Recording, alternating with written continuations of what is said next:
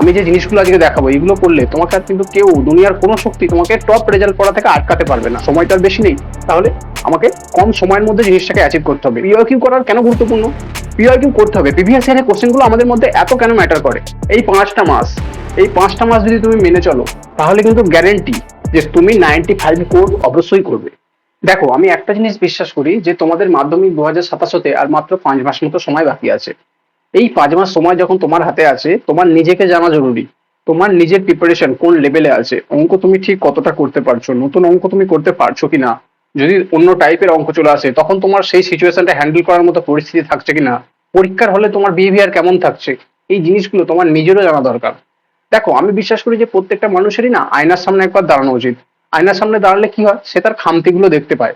এই খামতিগুলো দেখার জন্যই দেখো আজকে আমি তোমাদের সামনে একটা টেবিল আকারে তোমার প্রিপারেশন স্ট্র্যাটেজি নিয়ে এসেছি। কিরকম তুমি কিভাবে কিভাবে পড়লে তোমার নেক্সট স্টেপ গুলো আরো ভালো হবে, ভবিষ্যৎটা আরো ভালো হবে, মাধ্যমিকে আরো ভালো রেজাল্ট হবে। এই জিনিসগুলো করলে তোমাকে কিন্তু, আমি যে জিনিসগুলো আজকে দেখাবো এগুলো করলে তোমাকে আর কিন্তু কেউ দুনিয়ার কোনো শক্তি তোমাকে টপ রেজাল্ট করা থেকে আটকাতে পারবে না। তো অতএব দেখো আমি আজকে কি এনেছি, জিনিসটা ভালো করে বোঝো, বুঝলে? শুধু করলেই হবে না, জিনিসটা আমাকে সিস্টেমেটিক্যালি করতে হবে। কার পর কি করলে তবে আমি কম সময়ের মধ্যে অ্যাচিভ করতে পারবো। সময়টা আর বেশি নেই, তাহলে আমাকে কম সময়ের মধ্যে জিনিসটাকে অ্যাচিভ করতে হবে। এই জন্যই আমাদের স্ট্র্যাটেজি, প্রপার স্ট্র্যাটেজির দরকার। শুধু স্ট্র্যাটেজি করলেই হবে না, তার সাথে সাথে proper practice, proper game plan, আর প্রপার পিআইকিউ। তারপর তো আমাদের টেস্ট পেপার সলভিং আছেই। দেখো, আমি তোমাকে যেটা দেখাবো আজকে সেটা হচ্ছে, দেখো এই স্টেপ 1, স্টেপ 2 আর স্টেপ 3, এই তিনটে স্টেপে তুমি যদি প্র্যাকটিস করো তোমার কিন্তু টপ নচ লেভেলের প্র্যাকটিস হয়ে যাবে, বুঝলে? প্রথমে দেখো আমরা কি করব। প্রথমে ধরে নাও সরল সুদ কষা চ্যাপ্টারটা, ঠিক আছে? এটা আমরা অলরেডি করেছি, সরল সুদ কষা। এইটার কি আছে, প্রথমে ধরো তুমি আমার ভিডিওটা দেখলে, ঠিক আছে? আমি যে ক্লাসটা ভিডিও নিয়েছি সেই ভিডিওটা তুমি ভালো করে দেখলে। যদি তোমার বুঝতে অসুবিধা হয়, দেখো এখানে অনেক ধরনের স্টুডেন্ট আছে যারা ভিডিওটা একবার দেখেই বুঝে যাবে, আবার কেউ কেউ আছে যাকে একবার দুবার দেখতে হবে। দেখো, অসুবিধা কিছু নেই, রিওয়াইন্ড করে দেখে নাও। যদি দেখার থাকে এখনই দেখে নাও। তো যখন ভিডিওটা দেখা তোমার কমপ্লিট হয়ে যাবে তখন তুমি কি করবে, তখন তুমি এই চেক বক্সটায় চেক মেরে দেবে। তার মানে কি, তোমার স্টেপ 1 কমপ্লিট, ঠিক আছে? এরপর দেখো, ভিডিওটা দেখার সাথে সাথে তুমি একটা জিনিস কি পেয়ে যাবে, আমাদের কমেন্ট বক্সে প্রথম কমেন্টে দেখবে আমি তোমাকে একটা পিডিএফ লিঙ্ক দিয়ে দেবো। ওই পিডিএফ লিঙ্কে তুমি কি পেয়ে যাবে, দেখো তুমি প্র্যাকটিস সেট পাবে ওখানে।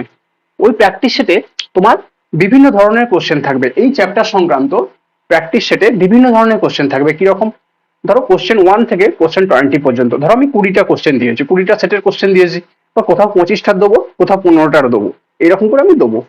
তুমি ধরো 20টা সেটের কোশ্চেন পেলে, সেই কোশ্চেন সেট গুলো কিন্তু তোমার এমন ভাবেই থাকবে, আমি ওগুলো এমন ভাবেই তৈরি করেছি যে বেসিক লেভেলেরও থাকবে, সেখানে একটু হার্ড লেভেলেও থাকবে, মানে অ্যাডভান্স কনসেপ্ট ইউজ করতে পারলে তুমি সেটা করতে পারবে। যখন তুমি এই প্র্যাকটিস সেটটা পেলে পিডিএফ আকারে কমেন্টে গিয়ে, তখন তুমি কি করলে, সেটা থেকে দেখতে শুরু করলে। কিরকম, সেটা নিয়ে তুমি বসলে পিডিএফটা, আর খাতা পেন নিয়ে বসলে, তুমি সলভ করা শুরু করলে।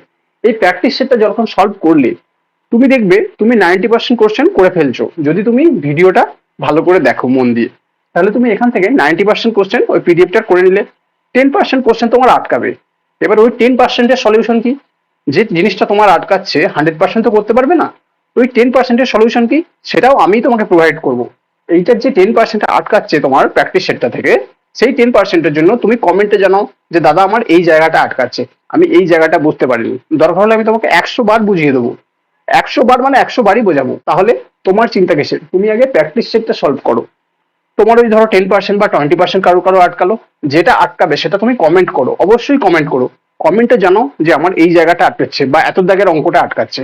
তখন আমি কি করব, তোমার জন্য আর একটা ভিডিও নিয়ে আসবো, ঠিক আছে? ওই ভিডিওতে তোমার প্রপার সলভ থাকবে। হলো ক্লিয়ার, সলভ হয়ে গেল 100%। 90% তুমি নিজে করতে পারলে, আর 10% আমি তোমাকে তোমাদের রেসপন্স অনুযায়ী আমি তোমাকে একটা ভিডিও দিয়ে দিলাম।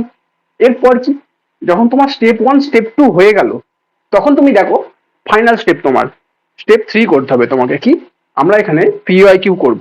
দেখো, পিওআইকিউ করার কেন গুরুত্বপূর্ণ?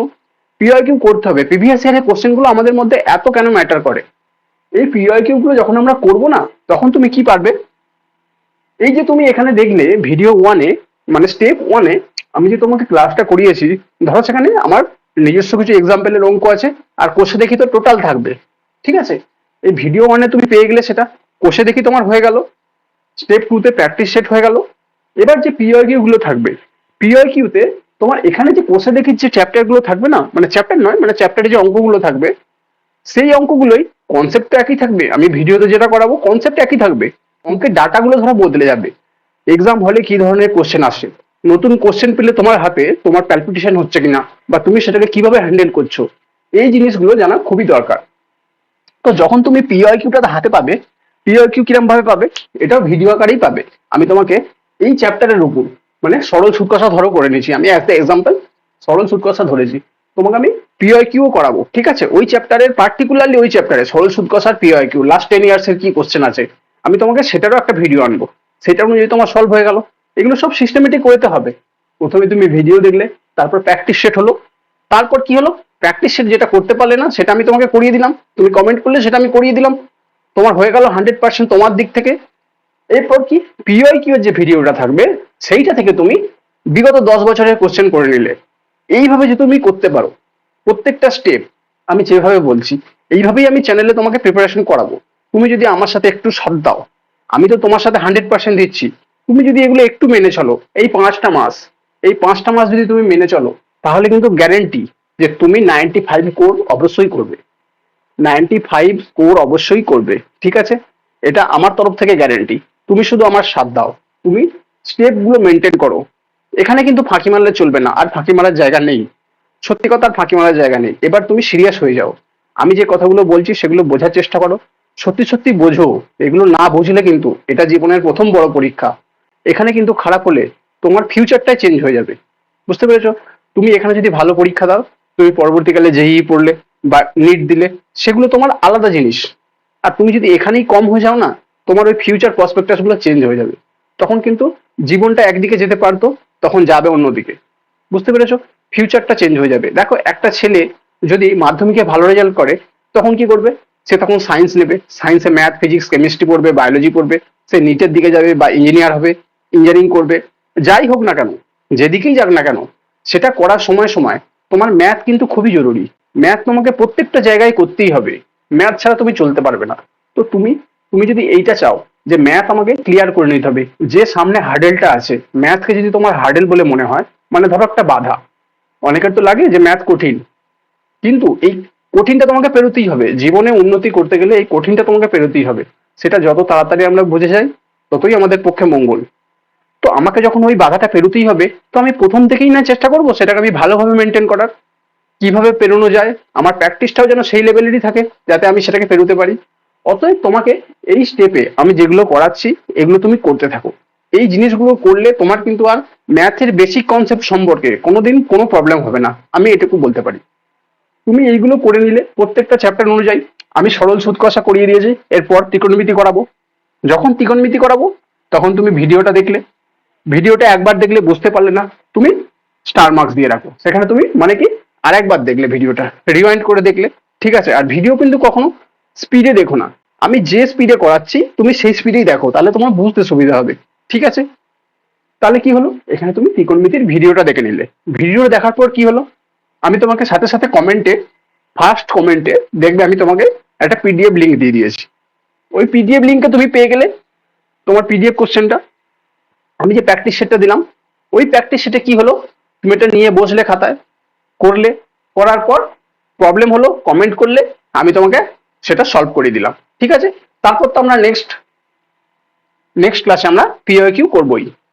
এইভাবে আমরা প্রত্যেকটা চ্যাপ্টার করতে থাকবো, ক্লিয়ার? মাধ্যমিক পর্যন্ত আমরা সমস্ত কিছু কমপ্লিট করব এইভাবে। দেখো, আমি আমার দিক থেকে 100% তোমাকে কমপ্লিট করাবো।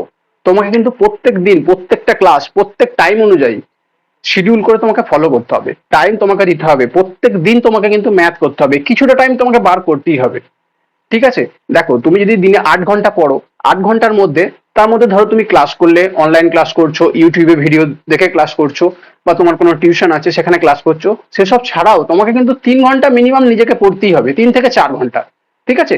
3 থেকে 4 ঘন্টা যখন তুমি পড়ে নেবে, আর বাকি যে 4 ঘন্টা তুমি অনলাইনে ক্লাস করলে বা ইউটিউবে ভিডিও দেখে ক্লাস করলে, তখন বা পিওকিউ সলভ করলে, এইগুলো করার পর যখন তোমার 8 ঘন্টা হয়ে যাবে, তখন দেখবে নিজের মধ্যে একটা আলাদাই স্যাটিসফ্যাকশন আসবে। ওই স্যাটিসফ্যাকশনের কিন্তু তুমি স্বাদ এখন পাবে না, যতক্ষণ না তুমি ওই 8 ঘন্টা পড়ে এইগুলো কমপ্লিট করছো। দেখবে ওই লেভেলটা কিন্তু মজাই আলাদা। ওটা যারা অ্যাচিভ করে তারাই ওই মজাটা বুঝতে পারে।